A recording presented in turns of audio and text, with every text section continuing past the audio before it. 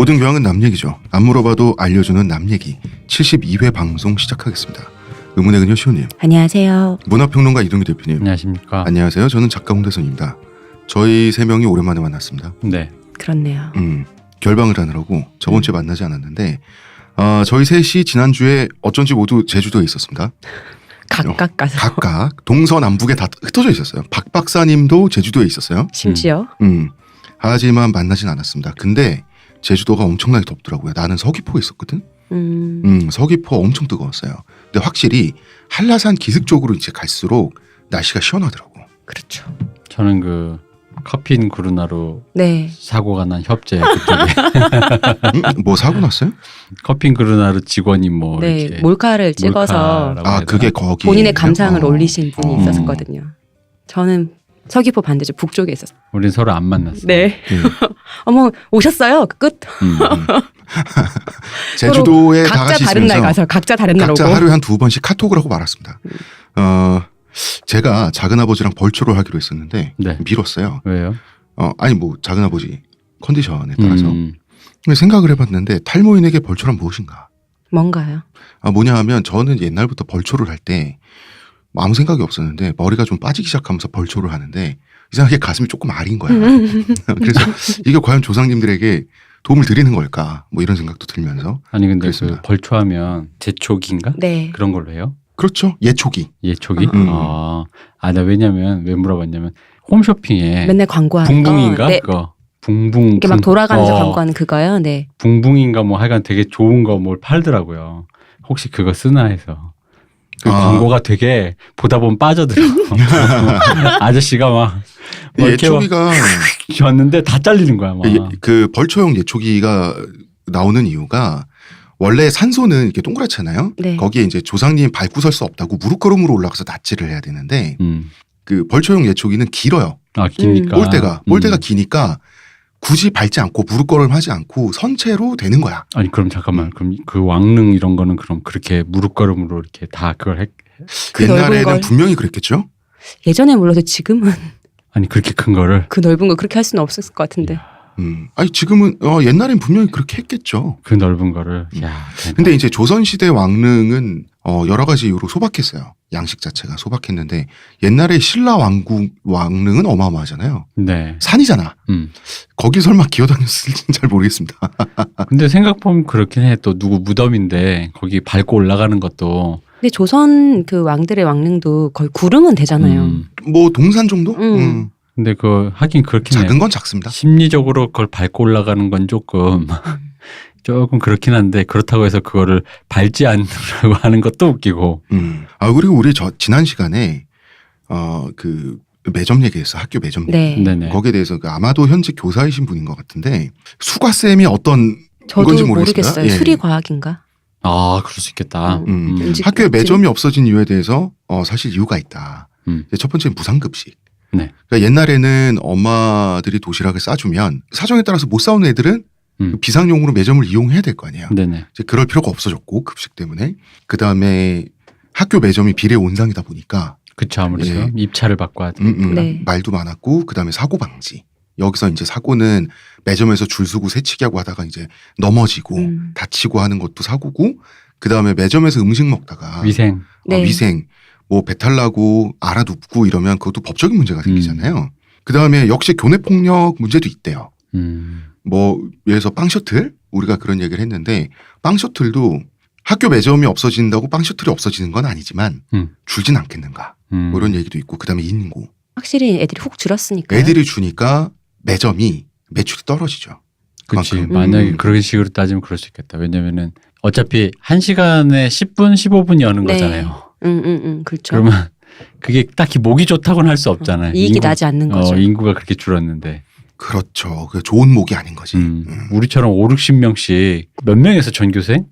엄청 많았어요. 한 반에 거의 50명씩 됐던 것 같아요. 우리가 50명이 넘었어요. 우리가 전교생 3학년 다 합쳐서 거의 한 1,000몇백 명 됐던 것 같은데. 반수도 많았잖아요. 예전에는. 반수도 한 12개, 11개? 네. 10몇 반씩 있는데 또 한 반에 50명씩 막 60명씩 했으니까. 그치. 저는 국민학교 다닐 때 18반까지 있었어요. 진짜요? 네.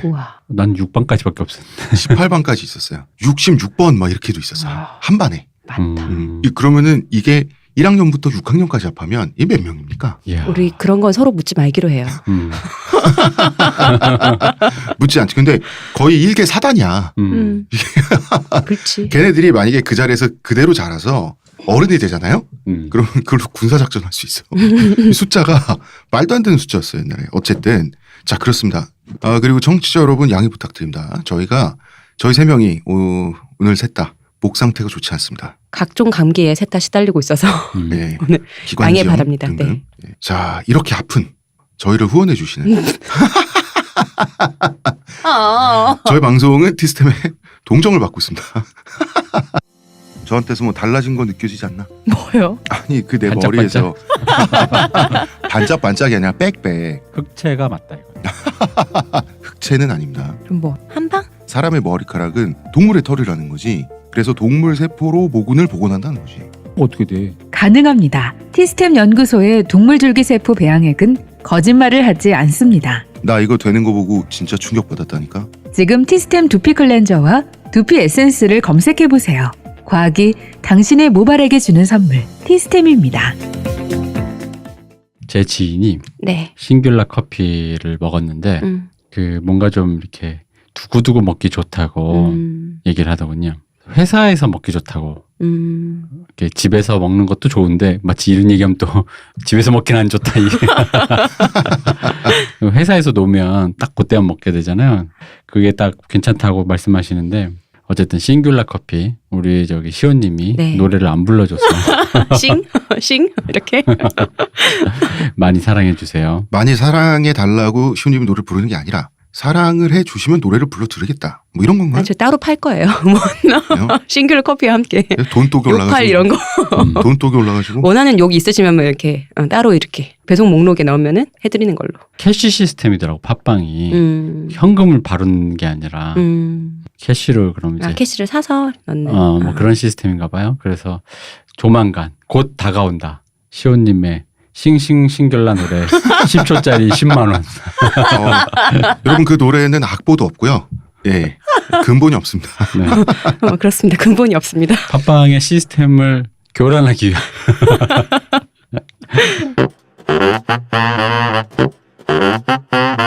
자, 이번 주는 사연을 하지 않고요.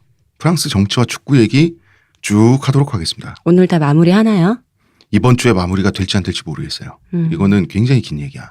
어쨌든 최대한 재밌게 한번 우리가 얘기를 해볼까요? 자, 1부 들어가 보겠습니다. 우리가 첫 주는 창세기라 그랬어요. 네. 두 번째는 출애굽기라 그랬는데 출애굽기 다음에 많잖아. 레위기도 있고. 맨 마지막에 묵시록이 있는데 네. 성경에 보면 지금 묵시록이에요. 그쵸? 이번 주. 예, 더 바로 나오면 묵시록이 그냥 왔습니다. 더 나오면 그냥 외전으로. 뭐 그렇습니다. 레 블레 묵시록입니다. 다시 한번 말씀드리지만 레 블레는 프랑스 대표팀을 일컫는 말이죠. 애칭입니다. 파랑이 이런 건가? 그렇죠. 근데 못할 때는 푸르딩딩이고 잘할 때는 새파랑이 뭐 이런 겁니다. 이제 겨울이 오고 있습니다. 지난 시간에 끝자락에 저희가 이야기를 했었는데요. 1998년 월드컵 우승.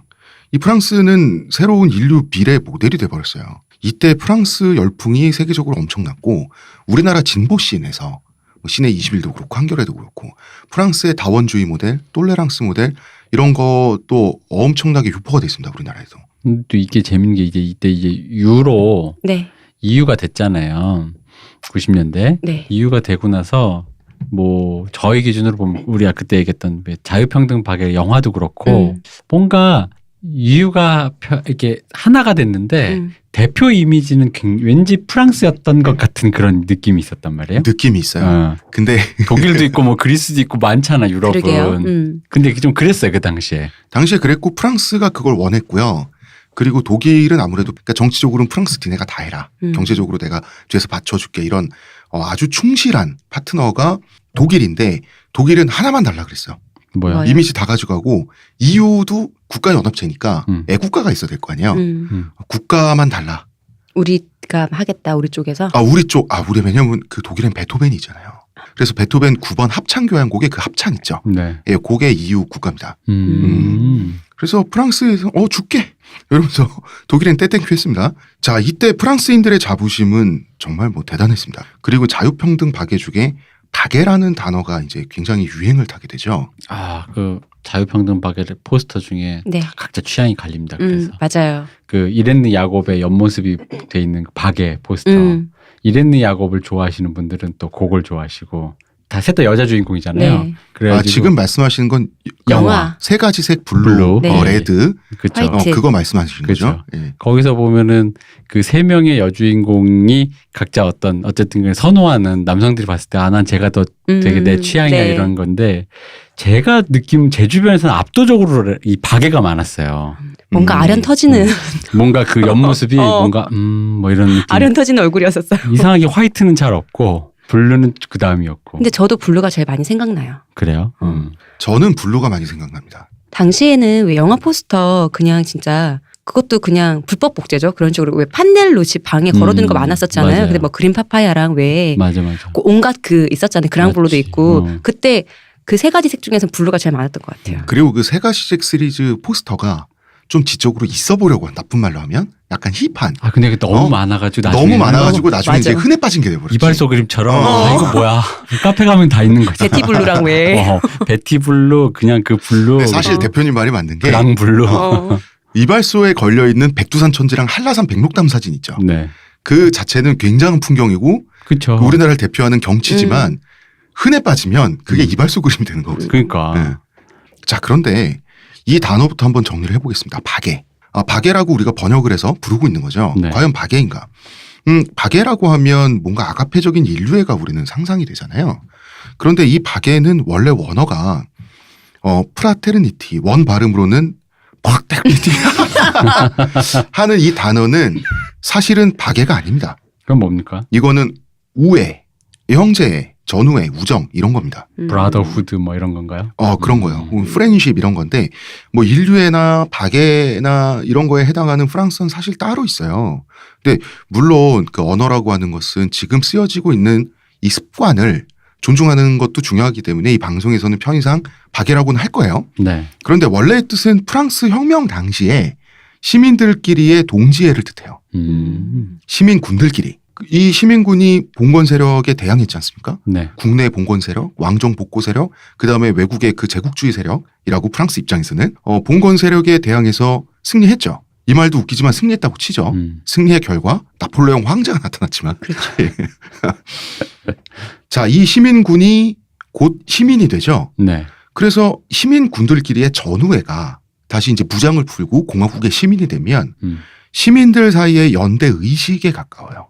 이 박애라고 하는 것은. 그러니까 대한민국이 됐든 프랑스가 됐든 하나의 국가 체제가 있지 않습니까? 네. 이 시스템 안에서 함께 북적북적 산단 말이야. 다른 개인들이. 그러면은 이 개인들은 서로 뭐 누구는 뭘 좋아하고 누군 뭘 좋아하고 누구는 뭐에 짜증나고 하지만 결국은 다 같이 살아야 될 거 아닙니까? 살면서 누가 우물에 빠지면 건져주기도 해야 되고 교통질서도 지켜야 되고 이것이 뿌라테르니띠입니다. 시민들 간의 연대의식 그리고 이 뿌라테르니띠를 위해서 준비되어 있어야 할 태도를 일컬어서 똘레랑스라고 하는 거죠. 불편한 건 참아라. 너의 자유를 해치지 않는 한. 그리고 사실 똘레랑스는 프랑스보다 프랑스 바깥에서 더 많이 써요. 프랑스에서는 그냥 뿌라테르니띠라고 합니다. 똘레랑스보다 이 말을 더 많이 쓴다는 거죠. 우리의 경우는 아마도 홍세화 선생님 역할이 컸던 것 같아. 그때 이분도 센세이션이었잖아요. 그죠. 나는 파리의 택시 운전자 이러면서 프랑스는 똘레랑스야 이러면서 오 똘레랑스 발음도 멋있고 말이죠. 이전에 우리가 이런 얘기 한번 했었던 적 있었죠, 대표님. 그 자유평등 박애의 나라인데 네. 차도를 금지하잖아요. 네. 그죠. 히잡 네. 이상하잖아요. 근데 이제 특정한 종교적 기물이잖아요. 이게 시민들끼리의 연대를 해친다고 보기 때문이에요. 그러니까 종교적 자유보다 세속적 합의가 먼저라는 거죠. 그러니까 프랑스식 자유라고 하는 게 우리 생각보다는 굉장히 딱딱한 면이 있고 우리는 서구 사회의 자유주의를 생각할 때 우리가 생각하는 그 자유는 미국적인 게 많아요. 느낌 자체가. 네. 그런 말 있잖아요. 나의 자유는 남의 권리 앞에서 멈춘다. 이 말이 굉장히 더 특화된 그런 것 같아요. 프랑스는. 뭐 이런 겁니다. 그 차도르가 어쨌든 종교적이고 남녀 차별적이죠. 뭐 그렇죠. 그게 어쨌든. 근데 물론 차도를 쓰는 여대생들은 그 아랍계 이 사람들은 내가 좋다는데 왜 국가가 간섭이냐라고 하지만 다른 시민들이 평등의 가치를 훼손하는 물건을 보지 말아야지. 거기에 영향을 받지 않을 자유가 먼저라는 거거든요. 그래서 히잡도 길거리에서 쓰고 다니면 경찰이 가만두지 않지만 십자가 들고 다녀도 안 돼요. 네. 십자가 프랑스는. 목걸이, 귀걸이 그런 거 안 되잖아요. 네. 특히 고등학생들은 그러면은 그 정학 맞아요. 그런 거 하고 가면 이런 자유가 먼저라는 건데 이제 특히나 교육 현장은 더 엄격할 수밖에 없다는 거지. 이게 문화적 다양성이라는 것과 그러니까 문화 상대주의 뭐 그런 것과 자유주의와 그리고 그 다음에 세속 국가에서 어떻게든 제한할 수 있는 어떤 범위의 문제에 대해서 이게 난 이 얘기가 우리 자주 나왔지만 네. 신기하게 되게 신기해요. 여러 가지 충돌하면서 근데 그 충돌하는 가치 중에 뭘 내세울 것이냐에서 프랑스는 이걸 선택한 거잖아요. 그죠? 왜냐면 제가 이걸 저번에 우리 결방 공지에서 네. 제가 나온 천주교 학교가 네. 자사고가 됐다고 해서 갑자기 그 생각이 드는 거예요. 이걸 보다 보니까 그럴 거 아무것도 하지만 뭐 이런 거 있잖아. 그러면은 히잡을 금지한다. 네. 십자가를 금지한다라고 하는 이 태도가 보수적인 겁니까? 진보적인 겁니까? 이게 보수구 진보구의 문제가 아니죠. 그죠? 근데 이걸 가지고 음. 프랑스 국민들은 지금 유권자들은 보수냐 진보냐를 선택을 해야 돼요. 투표를 하려면 이게 난제예요. 하긴 근데 생각해보면 우리도 사실 엄밀히 얘기하면 예를 들어 노동 자유, 노동 유연성 네. 이게 이제 그 어떤 그 노동 유연성이라는 것만 생각했을 때 어떤 그 기업의 운용이라든가 어떤 노동 가치라든가 여러 가지 편에서 다양한 방법의 노동 유연성이라는 게 있는데 이게 이제 노동 유연성이 우리나라는 비정규직 관련된 어떤 폭력적인 그 지난 우리가 몇십 년 동안 목격해왔던 그런 것밖에 없다 보니까 노동 유연화 라는 의제가 올라오는 순간 이게 이제 진보와 보수의 대결이 돼버리잖아요. 그쵸. 그런 식으로 네. 이거 하면 다 죽는다부터 시작해서 이거는 뭐 재벌이 살아야 우리도 산다 뭘 하는 식으로. 근데 사실 그런 느낌인 것 같아요. 이게 이유 자체는 그닥 진보의 의제와 아무 관계 없고 정도의 문제로 어떤 조정해야 될 문제 같은데. 그런데 정치적 담론을 하다 보면 결국 너는 진보냐 보수냐가 돼요. 그죠? 예를 들어서 그래서 노동 유연화 반대 이러면 진보가 되는 거죠. 자 우리나라에서. 모두가 평등하게 자 십자가든 히잡이든 종교와 상관없이 남에게 강요하지 않는다. 이런 종류의 평등이죠. 이거는 이런 종류의 공평무사한 평등은 굉장히 진보적이죠. 어떤 공산주의 냄새나죠. 네, 그렇죠. 그런데 어쨌든 그 왜 다양성을 억압해? 이런 점에서는 우파적이죠. 그러니까 이게 진보 보수가 계속 지금 이번 주에 저희가 이야기할 부분 그 분량에서는 프랑스 유권자들조차 내가 진보인지 보수인지 헷갈리기 시작해요 이제. 그나마 헷갈리니까 오히려 저는 방금 제가 다시 노동위원회 얘기했지만 선진국스러운 거 같아. 맞아요. 또 오히려 우리는 아예 그게 하나의 태도로 우린 정해져 태도로 있는데. 정해져 버렸는데 오히려 그게 헷갈려 버림으로써 테이블에 오히려 올라올 수 있잖아. 적어도 담론이 된다는 얘기죠. 네, 그게 자 이제 축구 얘기 할까요? 네. 자 1998년 월드컵에서 자국 월드컵에서 프랑스가 우승하고 프랑스는 난리가 났죠. 네. 예, 파라다이스가 열렸습니다. 지금 이때는 전성시대죠. 프랑스적 가치의 간판이 됐단 말이에요. 레블레가. 그리고 또 국제대회에서 승승장구해요. 근데 나쁘게 말하면 프랑스 정치의 간판 스타 겸 패시기도 하죠. 이건 어쩔 수가 없어요. 자, 98년 월드컵 2년 후에 유로 2000. 이 대회도 프랑스에서 열렸어요. 여기서도 결승전에서 이탈리아를 꺾으면서 우승을 합니다. 아, 유로 2000. 제가 최초로 축구라는 게 이런 거구나를 처음 알게 된 대회입니다. 그전까지 축구는 저에게 되게 지루한 경기였는데 이런 스포츠를 왜 보나. 축구는 나에게 어떤 의미냐면 골 넣는 순간 말고는 다 패스트 그렇죠. 포워드를 해야 되는 순간인 네. 거야. 근데 유로 2000을 보는데 골을 만지고 서로 그 투닥거리는 게 되게 재밌더라고요. 아, 축구 사람들이 이래서 보는구나를 그때 처음 알았어요. 아, 그리고 98 월드컵 유로 2000. 이때 즈음에서 그 축구 중계 카메라 기술, 그 카메라 심도가 많이 바뀌었어요. 뭐 그런 것 같더라고. 그런 것도. 근데 이탈리아는 말이죠. 축구에 있어서 좀 극우적인 국가예요. 어머, 우리 안정환 선수가 골 넣어서 없애버리겠다고. 인종차별이 있다. 인종차별이 있다는 사실을 모두가 알고 있다 정도가 아니라 인종차별이 대놓고 벌어지는 나라가 축구판에서 이탈리아거든요. 자, 요새 세리에 R을 보면 요색 인종이 있죠. 세리 원래 R라 그래요? A 아니에요? R로 하는 거야? 아니 그 이탈리아식 알파벳은 R로 했습니다. BMW가 뱀배. 뭐 그런 것처럼 세리에 R라고 이탈리아 하는데. 리그전인 거죠? 네, 이탈리아 국내 리그를 세리에 R라고 하는데 그런데 적어도 아주리는 이탈리아 대표팀을 뜻하는 거죠. 네. 얘네도 파라니까. 네. 아주리는 라틴 민족으로 분류되지 않으면 대표팀에서 뛰기가 아주 힘든 나라가 이탈리아예요. 그러면은 이런 말 할 수 있죠. 그 걔 있잖아. 가나 출신의 마리오 발로텔리 흑인. 걔 뭐냐? 걔도 대표팀 했잖아. 이 발로텔리 이 친구는 말이죠. 정신세계가 아주 특이합니다. 정신세계가 특이한 정도가 아니라 정신이 없어요. 예. 그러니까 어떤 그 미수가 뭐 이런 친구인데 나중에 이 친구 얘기는 따로 풀어드릴 수 있을 것 같은데 마리오는 발로텔리 가문에 어릴 때 입양된 사람이에요. 그래서 반 정도는 이탈리아인으로 인정받는 거예요. 그리고 이제 얘가 입양아라서 또 이탈리아가 인종차별이 있는 나라다 보니까 애가 또 피부가 까맣잖아. 네. 근데 또 입양을 했잖아. 그래서 가족들이 기죽지 말라고 엄청 우쭈쭈하면서 키웠어요.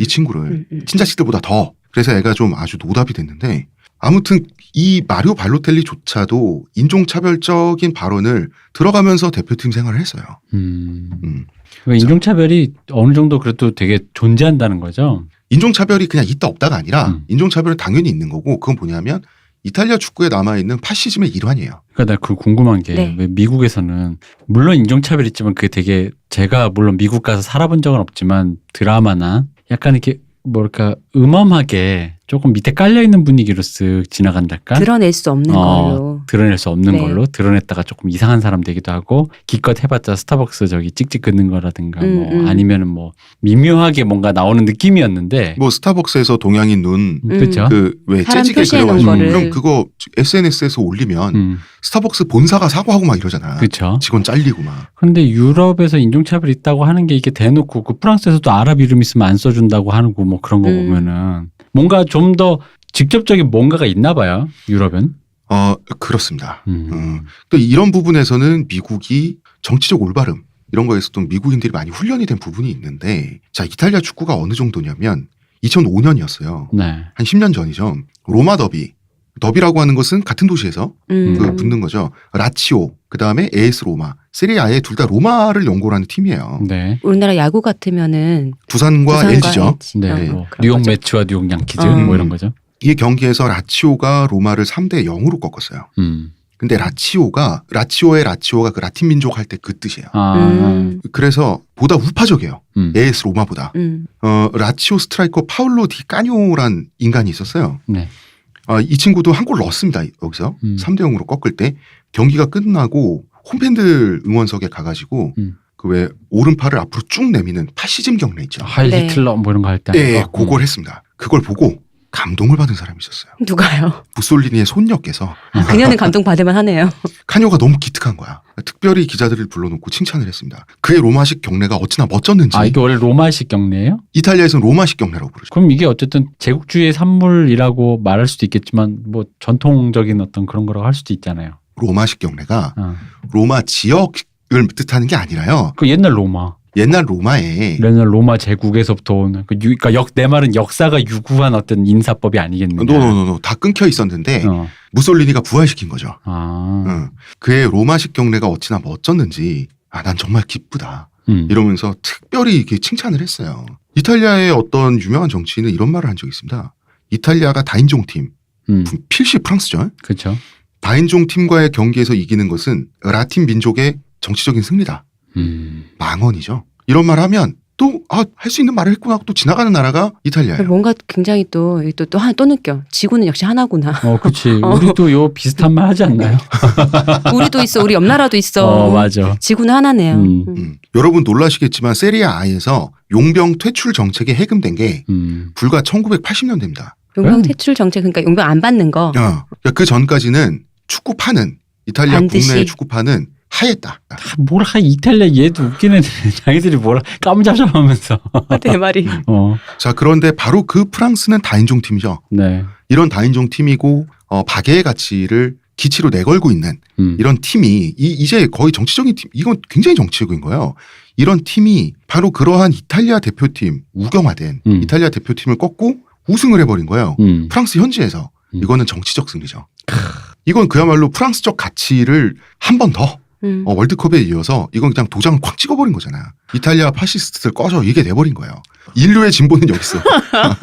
이게 2002년 히딩크 네. 감독 치하에서 우리가 선전했을 때도 이런 비슷한 분위기가 있었어요. 그러니까 왠지 그 명보형 이렇게 안 하고 명보 이렇게 이름 부르라고 뭐 여러 가지 몇몇 시스템을 네. 도입했는데 그런 것들이 우리나라에 없는 시스템인데 그게 이제 마치 서구의 신문물로 드디어 이제 한국의 그런 적폐가 그 한국 축구의 그런 고질적인 것들이 다 이렇게 일소되고 그래서 이런 성적을 냈다라는 식으로 방금처럼 신문명이 뭔가 이렇게 해냈다라는 식으로 분위기가 그렇게 형성됐었잖아요. 그렇죠. 근데 그런 단순한 구도는 우리의 이해를 쉽게 한다는 점에서 매혹적이지만 이런 단순한 구도일수록 대체로 틀릴 가능성이 높죠.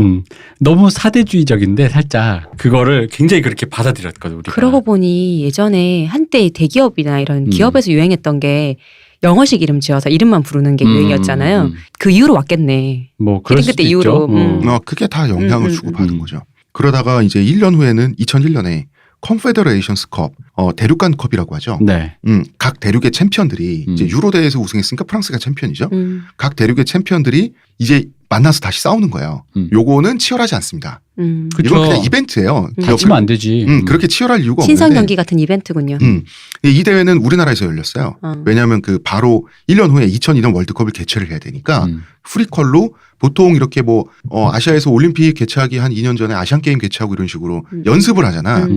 한국에서 열렸는데 여기서도 프랑스 또 우승해 버려요.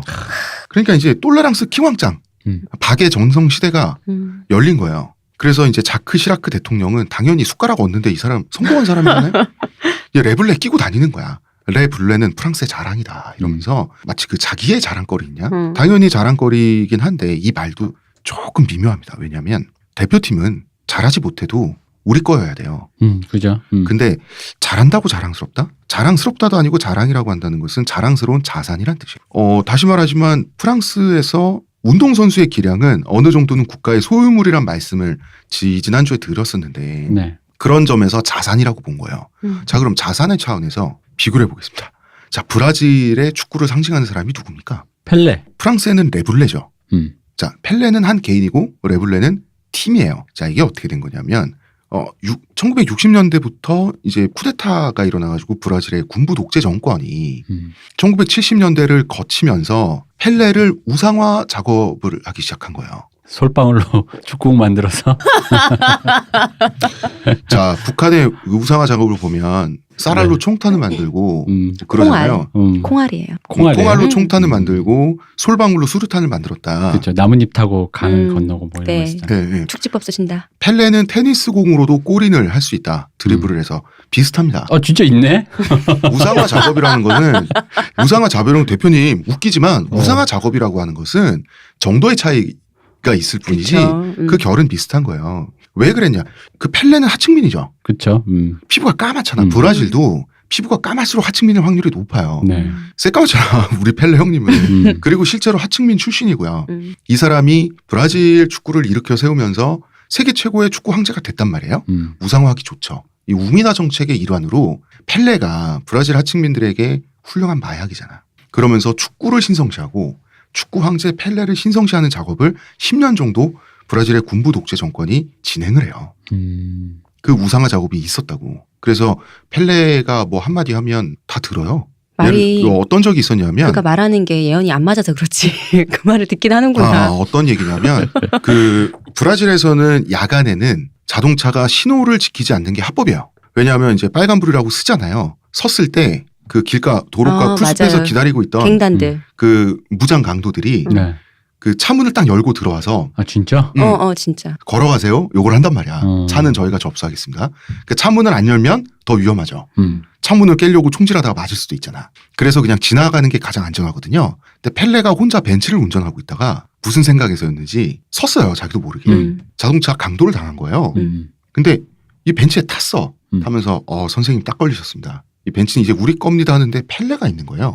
축구 황제가. 그래서 저기 벤츠를 안 갖고 갈 테니까 저희 사인만 좀 해주셔야 돼요. 그래서 펠레가 기분 좋게 사인을 해주고 차를 되돌려 받고 집에 왔어요. 나중에 한 3인조인가 그랬는데 이 3인조가 나중에 딴 데서 자동차 강도하다가 걸렸어요. 걸려가지고 이제 감옥에 들어갔는데 이제 펠레가 알게 된 거예요. 펠레가 뭐라 그랬는지 아세요? 검찰청이랑 경찰청에 뭐라고 했냐면 인성이 바른 친구들이다. 나한테 사인 받아서. 내가 얼마나 힘들면 그러겠냐. 애들이 보니까 예의도 바르고 축구 영웅도 알아보실 줄 알더라. 감형됐어요. 이 권위가 있는 나라예요. 펠레의 권위는 굉장합니다. 브라질에서. 검경에까지 입김이 가다니 대단한데. 그러면 그 우상화 작업도 있었고 그다음에 펠레가 그 거의 국가적 상징인데 지금 그 한마디 했는데 굳이 나서서 그럼 어떻게 씹나? 뭐 근대 국가는 아닌데. 은혜 갚은 펠레? 자, 이런 게 펠레면 거꾸로 이제 프랑스적 가치의 상징은 프랑스에서는 레블레가 있단 말이에요. 팀이 있단 말이에요. 그럼 세련도로 따지면 우리가 레블레에 대해서 좀 지금 불길하게 얘기를 하고 있지만 세련도로 따지면 레블레가 훨씬 높죠. 그렇죠. 이건 수준 차이는 인정해야지. 아니, 담지하고 있는 가치는 굉장히 훌륭하지. 그리고 보다 이념적이고 정밀하다. 이렇게 볼 수 있는데 펠레랑 하는 짓은 똑같게 됩니다. 펠레도 브라질의 상징이 되고 나서 어디 브라질이 외국이랑 수교하고 이럴 때마다 혹은 뭐 사이 안 좋았던 나라가 다시 이제 외교를 틀고 이럴 때마다 항상 펠레가 가야 돼. 가서 애들 모아놓고 공 차는 거 보여줘야 돼. 그런 것처럼 레블레도 순회 공연을 해야 되는 거야 이제. 프랑스적 가치를 알려야 될 거 아니에요. 그래서 이 대륙 저 대륙을 돌면서 순회 시합에 동원되는 거예요. 똘레랑스 전도사가 된 거야. 아니 근데 이게 저기 뭐야 이 정도 레벨의 사람들은 각자 자기 팀에서 바쁠 텐데 어떻게 그렇게 차출을 하는 거예요? 차출하는 거예요. 그냥? 예. 대통령 명령으로. 짱. 이 과정에서 팀의 스타성을 유지해야 될 거 아니에요. 자기는 월드컵 98년 월드컵이랑 유로 2000에서 이 나라 사람들은 지단이랑 띠에리 앙리가 펄펄 날면서 우승하는 걸 봤는데 지단이 안 껴있으면 그게 무슨 레블레야. 그치. 이거는 마치 비틀즈가 왔는데 존 레논 없이 온 거랑 똑같은 거잖아. 그러니까 역시나 세대 교체가 또 미뤄집니다. 정치적인 그 이유 때문에. 그러니까 이게 스포츠 자체 과학보다는 정치적인 정략에 의해서 팀이 관리되는 단계에 올라왔다는 뜻이에요. 그러면서 점점 노쇠화되는 거예요. 자, 2000년 유로 우승 당시를 보면 프랑스가 A매치 출장 횟수가 한 자릿수인 선수. 그러니까 국가대표가 된 지 얼마 안 된 선수죠. 2명밖에 없어요. 이때 당시에 독일이 7명이었거든요. 독일도 고령화로 골머리를 앓고 있는 걸로 유명했던 팀인데 이 고령화를 어떻게 해결하나. 이 독일도 7명이었다고. 프랑스는 2명이었어요. 이거는 선수가 드나드는 것 자체가 완전 막혔다는 얘기예요. 그러고 있는데 이제 넬슨 만델라가 그 만델라 선생님. 그 만델라 선생님이 레블레가 그 다인종 다원주의 가치를 뭐 어쩌고 하면서 세계를 이렇게 돌고 있다고? 나도 좀 만나봐야 쓰겠네. 그렇죠? 넬슨 만델라 반인종 차별의 상징이죠. 그리고 이분이 한 2013년도에 아마 돌아가셨던가 그랬는데 세계 진보 정치계에 있어서는 거의 뭐 황제나 다름없는 사람이에요, 이 사람. 근데 시니컬하게 보자면 이 사람도 금수저입니다. 이 사람 줄로족 족장님의 아드님 되시는 분이에요. 그래서 아명은 이제 롤리랑가인데 줄로족의 이제 정통 성의식을 찍으면 진짜 이름을 부여받아요. 정식 본명이 달리분가예요. 달리분가. 새로운 권력자라는 뜻입니다. 이름 자체가 왕세자야. 암흑의 왕세자가 아니라. 근데 이 사람 눈에 이제 띄어가지고 레블레가 기특해 보일 거 아닙니까? 넬슨 만델라 입장에서는 그래서 만납시다 하면 만나야 되는 거예요. 남아공까지 가가지고. 만델라는 사실 거의 국가 원수 정도만 만날 수 있어요. 국가 원수 아니면 이제 세계적인 팝스타 U2 정도 되는 사람이지. 어마어마한 셀럽 오프라 정도야. 윈프리는 만났죠. 한 2번 정도. 나오미 캠벨 뭐 이런 사람들. 그쵸. 근데 거의 그 만나는 장면이나 이 감정이 거의 조선시대에 우리나라 사신이 명나라 황제를 배하라는 그 정도 느낌이에요. 근데 이 사람이 그 정도로 흑인 인권운동에서 너무 상징적인 사람이다 보니까. 아프리카계인 사람들에게는 당연하다고 봐요. 그냥 감정이. 그럴 수 있다고 봐. 그 당시 이제 진보 계열의 셀럽의 트렌드라고 할까? 뭐 그런 거라고 하면 이제 만델라, 김대중.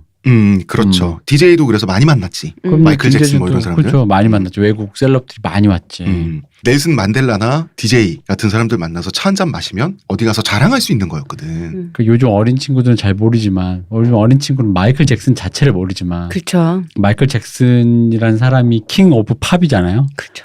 그런 사람이 다른 나라도 아니고 이 대통령 취임식에 와서 김대중 와 있었다라는 게 진짜 참 신기한 풍경인데 그런 일이 있었죠. DJ를 만난다는 것 자체가 힙한 거니까. 그럼요. 왜냐하면 인권운동, 민주주의 막 이런 것 때문에. 그러니까 대표팀 선수들은 넬슨 만델라도 만나고 이러다 보니까 자 릴리앙 튀랑이라는 그 선수 말이죠. 네. 수비수. 뒤랑. 예, 정말 명선수인데 이 사람은 흑인이에요.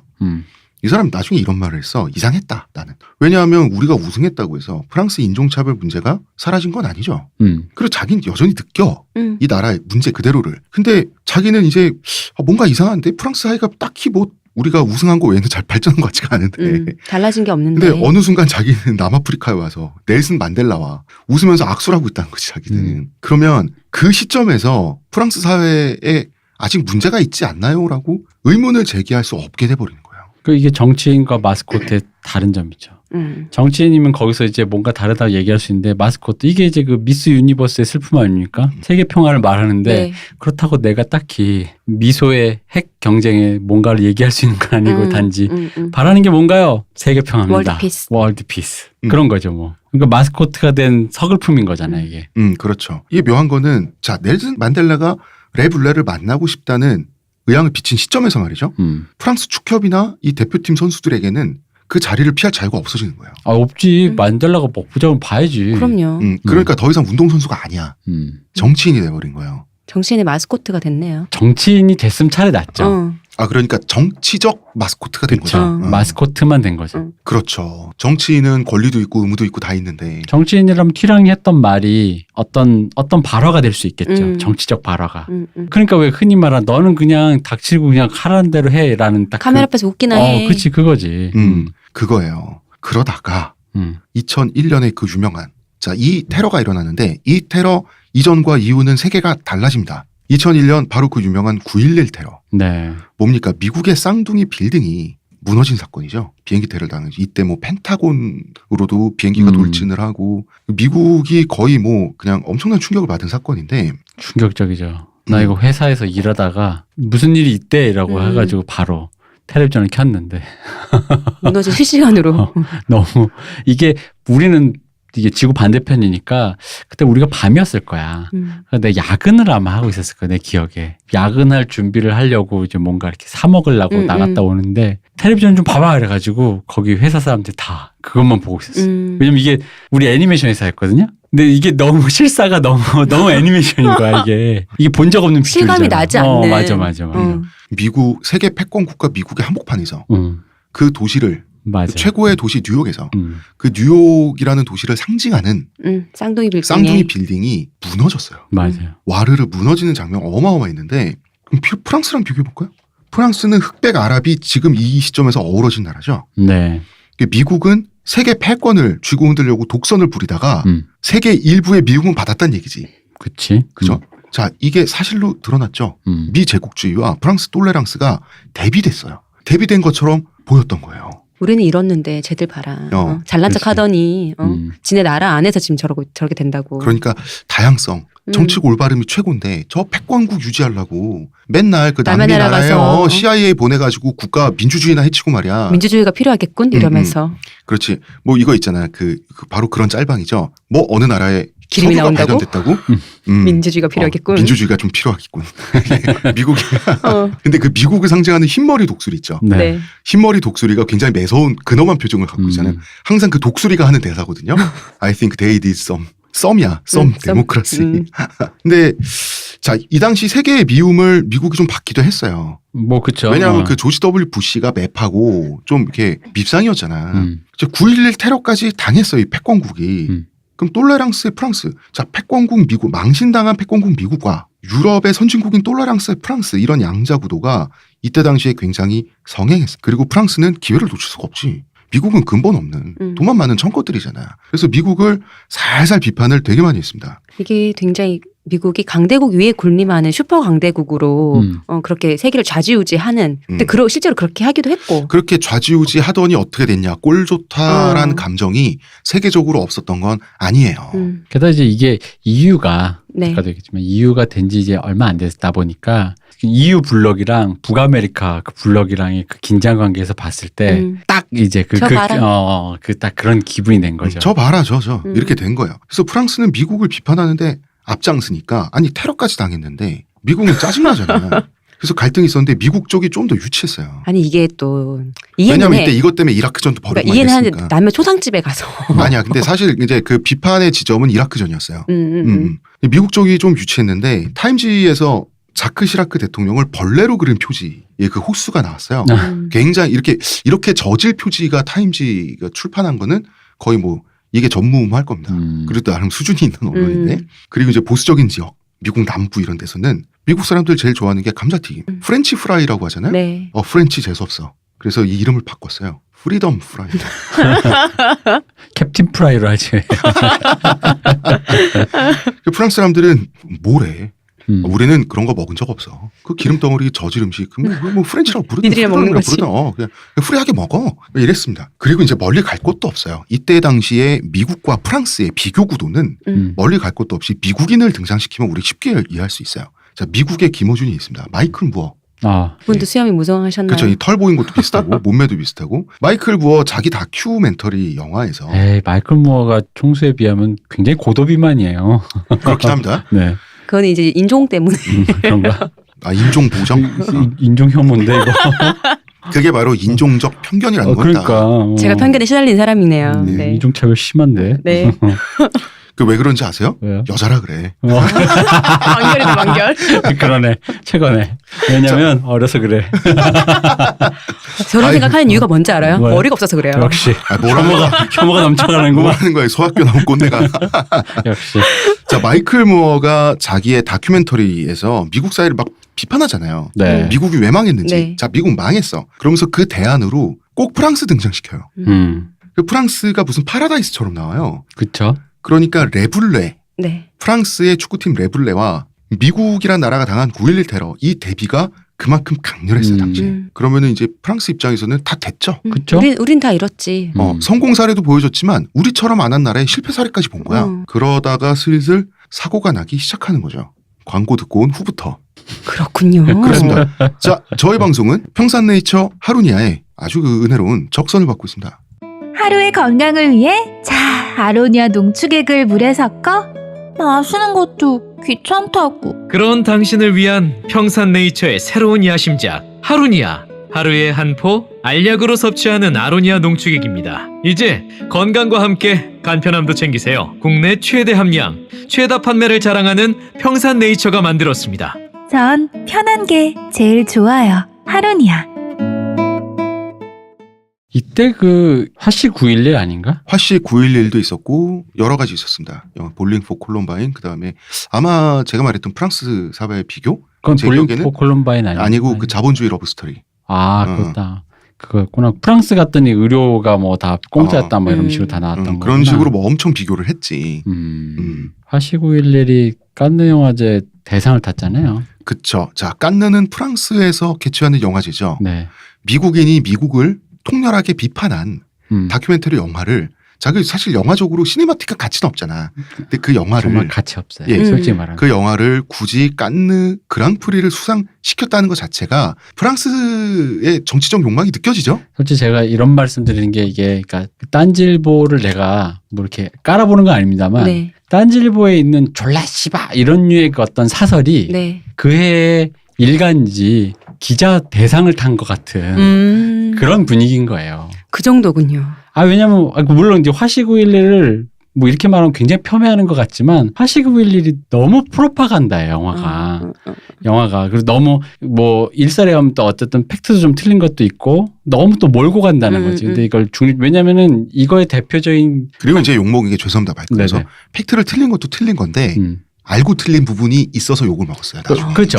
의도적으로 자기 주제에 좀 더 선명성을 위해서 알았지만 질끈 눈 감는다라는 느낌? 그러다 보니까 화씨 911이 깐내에서 상을 탔을 때 조금 이렇게 마음이 짜게 식는 거지, 이렇게. 맥 빠지는데요, 좀. 깐느에 대해서. 뭐지라는 거. 왜냐면 깐내 출중한 그 위대한 작품들에 네. 비하면 이라는 생각이 드는 거예요. 근데 이제 이게 이 당시에 그 정치적인 선택들의 생각을 해보면 또 그 당시에 이라크전이 워낙 핫하니까 네. 그리고 그거에 이제 프랑스인들의 자뻑. 어쩔 수 없는 선택, 어쨌든 정치적인 선택인데 이거야말로 깐느 영화제가 정치적인 선택으로 어쨌든 뭔가를 택한 건데 그게 이제 문화적 자뻑 그런 프랑스의 오만도 있는 거예요. 근본 없는 미국 놈들에 설치는 거에 대해서 우리 그 깐느 영화제는 프랑스의 자랑 아닙니까? 그러니까 권위 있는 맴매 정도 그런 느낌이 있는 거예요. 그러니까 이게 왜 그러냐면요. 베를린 영화제는 영화가 이렇게 약간 정치적인 이슈들로 가득한 영화들이 많이 네. 나와요. 뭐 아랍의 문제를 다룬 어떤 심오한 영화, 뭐 진지한 영화. 근데 그런 영화들끼리 나와서 상을 주다 보니까 베를린 영화제 영화들 성격이 약간 정치적인 게 많거든요. 근데 이제 칸느 영화제는 그런 정치적인 소재를 물론 다루죠. 뭐 에밀 쿠스티치의 언더그라운드도 그런 얘기였지만 그럼에도 불구하고 그 영화가 정치적인 소재를 다룸에도 불구하고 영화 자체가 갖고 있는 어떤 예술성이 굉장히 치우쳐서 네. 그거에 포커스를 맞춰주는 편인데 이상하게 화씨 911에서는 좀 더 정치적이었다는 거죠. 그러니까 안 하던 얘는 짓, 적극적으로. 안 하던 짓을 왜 하지? 뭐 이런 느낌? 뽕 맞으면 다 하게 돼 있습니다. 근데 사실 이게 이때 분위기가 지금 홍 작가님 설명해 주신 분위기로 예상해 본다면 그런 식으로 흐를 수도 있었겠다라는 식으로 생각해 볼 수 있겠죠. 자, 여기서 프랑스는 방점을 찍으려고 합니다. 자, 프랑스가 아무리 자기들이 옳다고 인류사의 미래라고 할 수는 있어요. 주장을 한들. 그런들 알제리 전쟁은 돌이킬 수 없는 과거란 말이야. 자, 우리 다시 알제리가 소환되는군요. 네. 알제리가 소환됩니다. 바로 그 무려 알제리와의 친선 경기를 프랑스는 기획하게 됩니다. 알제리랑도 잘 지내는 거 보여줘야 그게 그럼 이제 진짜죠. 끝나는 거야. 자, 그렇죠. 그럼 끝난 거지. 그럼 끝난 거야. 이제 축구님이 다 해주실 거야. 프랑스는 알제리하고 친선 경기 기획하는데 이게 좀 어떻게 보면 얄밉게도 9.11 테러 직후에 기획합니다. 그러니까 미국에 대한 완전한 사상적 도덕적 우위를 점하려는 욕망이 없었다고 하면 나는 거짓말이라고 생각해. 나 그리고 이건 사실 누누이 얘기했지만 아까부터 얘기했지만 프랑스의 욕망만이 아니라 내가 봤을 땐 EU의 어떤 욕망이었던 것 같아요. EU 내에서도 그러니까 이제 친프랑스 국가들이 있고 프랑스 고깝게 보는 국가들이 있는데 힘이 없어서 그냥 숨죽이고 있는 나라들도 있어요. 그런데 이제 프랑스가 독일이라고 하는 강력한 우군을 갖고 있다 보니 지금이 사실은 프랑스의 정치적 욕망대로 지금 되고 있는데 그 미래를 최근 얘기를 먼저 지금 여기서 하면 프랑스가 지금 정치가 굉장히 혼란스럽습니다. 네. 그리고 정치적으로 굉장히 퇴행했어요. 그래서 슬슬 독일이 바통 통치 받을 준비를 하고 있습니다. 자, 경기일은 10월 7일이었습니다. 자, 알제리에서 저지른 잘못은 프랑스가 어떻게든 해결을 하고 넘어가야 되는데 그러면은 만약에 친선 경기를 성공리에 마치면 좋잖아요. 과거도 후를 털고 멋진 그림인데 자 이게 최초의 알제리와의 최초의 경기인 거죠. 40년 만에. 네. 근데 그 과거가 자 200만 명을 학살했습니다. 축구 시합 하나로 털어지는 과거입니까? 아니 뭐 우리도 한일전 친선 경기는 하지만 눈에 쌍심지를 켜고 하는 거죠. 그러니까 이제 축구 시합 하나로 레블레의 본질은 자꾸 문제를 덮어. 이것도 비슷한 겁니다. 축구 시합을 하면 이제 알제리랑도 잘 지내는 걸 증명을 하면 끝나는 거야라고 하는 이 심리의 기전은 이해는 가나 알량한 건 사실이야. 아 그래 이게 어디서 느껴졌나 했던 이거네. 이게 우리가 맨날 했던 좋은 게 좋은 거다 그 심리 아니야. 이게. 그렇네. 웃으면서 서로 잘 지내면 이제 좋은 거 아니야. 다 된 거지 뭐 이런 거 왜 있잖아. 옛날 일 갖고 자꾸 그래. 너 화해해 빨리. 악수해, 빨리. 그거. 아니, 그런다고 알제리 사람들이 화를 푸나. 그럴 리도 없거니와 그러면은 그 알제리 입장에서는 뭐 거절하지. 왜 친선 경기 받아들였냐. 알제리는 어쩔 수 없습니다. 왜냐하면 알제리 북아프리카 자 지중해만 건너면 바로 유럽이에요. 알제리는 천연 자원밖에 없는 나라예요. 그 많은 자원을 어디다 팝니까? 유럽에 팔아야 돼요. EU의 맹주가 프랑스인데 친선 경기 하자 그러면 해야 돼요. 먹고 살아야 될 거 아니야. 그렇죠. 그럼 당연히 하는 겁니다. 돈이 더럽다 역시. 그럼 아무리 더러워도 그래도 프랑스에 불법 체류를 하더라도 거기 가서 있는 거죠. 있는 거예요. 그리고 불법 체류 하면서 고향에 돈 보내요. 프랑스에서 번 돈, 뭐 청소부 하고 경비서고 하면서 알제리 사람들이 불법 체류하면서 프랑스에서 번 돈이 알제리에는 중요한 GDP로 잡히는 건 사실이에요. 그죠. 가족 친척한테 보내지 않습니까 돈을. 이제 그런 거는 또 어쩔 수 없는 부분이 있었던 거야. 그런 식으로 시합이 잡혀요. 2001년 10월 7일. 자, 이 시합을 기획하고 주도한 정치인이 있었습니다. 마리 조지 뷔페라는 정치인인데 체육부 장관이었어요. 이분은 자기 정치 커리어에 있어서 가장 결정적인 사건이 될 게 바로 이 시합이었어요. 승부수지 뭐. 승부수였어요. 자기 정치 커리어의 정점이고 이 시합에 성공하면 지금 장관이잖아요. 성공하면 그 다음엔 총리급이에요. 그 다음에는 뭡니까? 대통령이죠. 그러니까 이분의 이런 류의 기획이 네. 우리나라에 여러 명의 정치인이 지나가요. 여러 명, 한 명만 지나가는 건 네. 아니야. 시합 전에는 뭐 일부러 무승부로 설계된 경기 아니냐는 의혹까지 받았을 정도로 이 정치적인 기획이 너무 눈에 띄었어요. 자, 이 시합을 주도한 사람 마리 뷔페라고 했습니다. 네. 이 사람은 프랑스 공산당 소속이에요. 그리고 이 시합을 승인한 사람은 리오넬 조스팽 총리예요. 98년 월드컵 당시에 왕따가 됐던 사람이죠. 네. 자크 시라크 대통령에 의해서 이 사람은 사회당 소속이에요. 그러니까 마리 뷔페와 리오넬 조스팽 총리는 좌파 연합이에요. 자크 시라크에 대항하는. 그러면은 똘레랑스 하면 좌파 아닙니까? 그렇죠. 똘레랑스 우리 거야 이제. 좌파가 생각하기에. 좌파 연합이 기획한 똘레랑스 대잔치가 바로 이 경기였습니다. 그래서 공화당 출신인 자크 시라크 현직 당시에 대통령은 그래서 경기장에 없었던 거예요. 그러니까 이게 굉장히 중요한 자리인데 오히려 대통령이 자리였고. 그렇죠. 그리고 이때 자크 시라크 대통령은 3년 동안 어떤 변화가 있었냐. 총선에서 참패하면서 실권이 넘어갔어요. 총리한테. 그러니까 대통령이라고 하는 것은 아무리 실권이 없고 지지율이 낮아도 외교 국방 권한은 갖고 있죠. 네. 최소한. 요것만 남은 거예요. 그런데 자 지금 세계 2차 대전처럼 전 세계가 전쟁이야. 그러면 외교 국방이 가장 강력한 거예요. 그런데 전쟁을 안 하는 평시 상태에서는 내치가 실권입니다. 외교 국방이 무슨 실권이 있어요. 전쟁하는 것도 아니고. 게다가 지금 이때 포커스가 지금 축구 지금 이것만 봐도 알지만 문화 네. 뭔가 이런 쪽으로 지금 포커스가 다가 있는 거 아니에요? 정치적 역량이라든가 이슈라든가 그런 것들이. 그렇죠. 자 이때 98년 월드컵이랑 유로 2000의 수혜를 단단히 받은 정치인은 자크 시라크죠. 네. 그렇지만 이제 식물 대통령이 지금 돼 있단 말이에요. 이 자크 시라크 대통령에 대항해서 좌파 연합도 프랑스 대표팀을 이용해서 한 건 터뜨리자. 이게 사실 이 시합의 본질입니다. 실권이 넘어왔을 때 우리도 실권이 제대로 넘어왔을 이용하자. 해서 자크 시라크를 재선에 실패시키고 우리가 완전히 넘어가자. 어떤 그림이냐면 그 좌파 연합 사회당 리오넬 조스팽이 대통령 되고 이 시합을 성공해서 그 마리 부페 장관은 총리되는 그림이에요. 좌파 연합 정권을 구상하는 과정에서 나온 시합인 거예요. 이 계획은 대실패합니다. 프랑스에도 중앙정보부가 있습니다. 당연히. 우리로 치면 당연히? 국정원. 프랑스 중앙정보부는 이 시합 전부터 이 시합에 관한 물밑 조사를 들어갑니다. 김새가 이상해. 냄새가 나.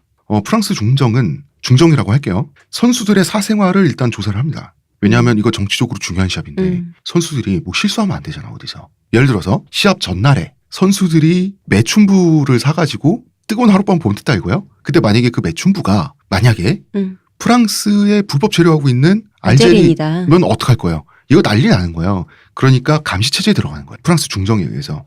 그 다음에 또 뭘 조사했냐면 시합 전부터 이뤄진 프랑스 내 알제리 유니폼, 그 다음에 알제리 국기 프랑스 국내 판매량을 조사해요. 거기다가 구매자를 조사하는 거예요. 당시엔 전산화돼 있지 않으니까 이게 중정의 작품이란 말이야. 중정까지 동원돼야 그 통계가 나오는 건데 10대 후반에서 20대, 30대 초반의 남성들이 이걸 다 샀단 말이에요. 한마디로 알제리계 프랑스인들 대부분은 말이죠. 이 경기에서 프랑스가 아닌 알제리를 응원할 거란 얘기죠. 그러려고 유니폼이랑 국기 산 거니까. 이거 위험하지 않습니까? 지금 자기가 살고 있는 자기 국정 프랑스인이야. 그런데 자기 혈통이 알제리라는 이유로 프랑스와 싸우는 걸 자기 부모님의 나라인데 자기 나라가 아니라 그런 알제리를 응원한다? 벌써부터 분열의 조짐이 보이죠. 그래서 프랑스 중정은 낌새가 이상해. 그래서 마리 부페한테 시합하지 말라 그래요. 이거 분명 사고 날 것 같다. 그런데 그 마리 뷔페 입장에서는 그 엄청난 정치 커리어에 지금 하이 커리어가 바로 눈앞에 있는데 그 중정의 입김을 억누르고 싶죠. 시합을 강행하고 싶죠. 이 기회를 놓칠 수 없지. 근데 중정이 일개 장관한테 움직일 권력 집단은 아니잖아요. 그래서 리오넬 조스팽한테 손을 벌려요. 마리 뷔페가. 중정을 찍어 눌러달라. 그래서 조스팽이 찍어 눌러줍니다. 이때 중정을 주무르는 힘도 자크 시라크 대통령을 떠나 있었던 거예요. 그래서 시합 강행이 승인되는 겁니다. 이때 당시에 뭐 이제 시라크는 당연히 이제 별장 알아보고 있었어요. 정치 은퇴하고. 아니 재선 못할 거니까. 그리고 조스팽이 프랑스 1인자 되는 절차 밟고 있었어요. 자 이제 시합이 다가오는 거예요. 네. 마리 뷔페는 지단에 대해서는 정치적 질문을 하지 말라고 언론사에 압박을 들어가요. 예전부터 뭐 알제리인이냐 프랑스인이냐 뭐 이런 얘기를 질문 받았었으니까. 근데 웃긴 게 그러면은 언론사가 어느 정도는 복종할 수밖에 없는 구조가 또 프랑스라니까? 참 이상해. 그 결과는 프랑스 축구 사상 최악의 난동 사건으로 이게 마무리가 됩니다. 일단 알제리계 관중 하나가 알제리 국기를 들고 네. 그 스트리킹이라 그래서 관중 난입하는 걸 스트리킹이라고 하거든요. 그래? 스트리킹은 옷 벗고 뛰는 거 아니에요? 뛰는 거. 나체로 이렇게 넓은 곳을 뛰는 걸 스트리킹이라고 하거든요. 그 사람 우통 벗었어요. 아, 그래? 홀딱 벗어야 되는데 그래, 맞아. 바지는 중요한데. 스트리킹은 내가 좋아하는 거라서 난 좀 알아. 그리고 이제 문제는 라 마르세유즈. 그 유명한 프랑스 국가죠. 네. 이 라 마르세유즈가 울려 퍼질 때 동시에 야유가 울려 퍼진 거예요. 경기장에서. 프랑스 국립경기장에서 난리가 난 거죠. 벌써부터 정치적 실패한 거예요. 이 그림이 나오는 순간. 정말 대성부른 떡잎이네요, 진짜. 알제리계 프랑스인들은 안 되겠는데 뭐가 돼도. 사실은 자기가 알제리인이라고 느꼈던 거고 프랑스가 지길 바랬던 거예요. 불길하죠. 이때 프랑스 국가에 야유하던 관중들은 말이죠. 3년 전 월드컵 때 우승할 때 프랑스 국기를 흔들면서 프랑스 국가를 부르던 사람들이었거든요. 근데 3년 동안에 왜 이 사람들이 짜게 식었을까? 왜냐하면 프랑스는 인류의 미래가 됐고 프랑스 68세대는 자랑스러워하고 프랑스는 인류의 이상국가가 돼버렸단 말이죠. 근데 그 3년 동안 자기들의 삶에는 변화가 없거든. 그러니까요. 그 저번 시간에 얘기했지만 사다리가 없다니까. 걷어쳐져 음. 있는데. 그러니까 문제는 프랑스 엘리트 그다음에 68세대한테만 해결이 된 거예요. 음. 이민자들한테는 뭐 해결이 다 됐다 그랬는데 이게 뭐야? 그러면은 가만히 있어봐. 우리 부모님의 나라가 알제리? 그럼 알제리 응원하는 거예요. 이때부터 난리가 나는 건데. 그리고 지단이 소개됐을 때 반은 야유, 반은 환호. 왜 반은 환호였겠습니까? 아니 뭐 저게 나라에 가서까지 성공한 대단한 사람이라고 생각하는 사람도 있었겠죠. 그쵸. 근데 야유는 왜 받았냐? 지단의 아버지가 아르키인데 아르키는 뭡니까? 우리나라로 치면 친일 순사잖아. 네. 그러니까 민족 배신자의 아들인 거야. 근데 또 우리 혈통이야. 그러니까 반은 야유, 반은 환호. 애증의 지단이네요. 이때부터 마리 뷔페와 리오넬 조스팽 총리의 얼굴은 사색이 되기 시작합니다. 그런데 또 시합이 또 팽팽했으면 모르겠는데 프랑스가 3골을 연달아 넣어요. 많이도 강팀이니까. 넣네. 강팀이니까. 그리고 4대 0이 되는데 그러다가 후반 25분에 드디어 알제리가 득점하거든요. 드디어 이제 매치난이 풀린 거야 어느 정도. 네. 흥분한 알제리계 관중들이 그라운드에 쏟아져 나와서 난입하면서 난동을 부리기 시작하는 거예요. 개판이 된 거예요. 이런 사태가 이 진짜 초유의 사태잖아. 이때 이제 자리에 앉아 있었던 프랑스 축구협회 회장 시모네가 마이크를 들고 관중들을 말렸어요. 근엄하게. 프랑스의 문명을 수호해 주십시오 막 이러면서. 통할 리가 있습니까 대표님? 그 영상도 있잖아요. 네. 영상도 있어요. 이거 보면은 사람들이 나와서 하는데 이미 뭐 한둘로 될 게 아니어가지고 이미 뭐 게임 끝났지 뭐. 게임 끝났어요. 뭐 몇백 명이 나와서 지금 이러고 있는데 근데 이 시모네는 원래 어떤 발언을 하던 사람이냐. 잔디 위에 흑인이 너무 많다. 국가대표 감독만큼은 흑인이 돼서는 안 된다. 이런 발언을 적도 있는 사람이에요.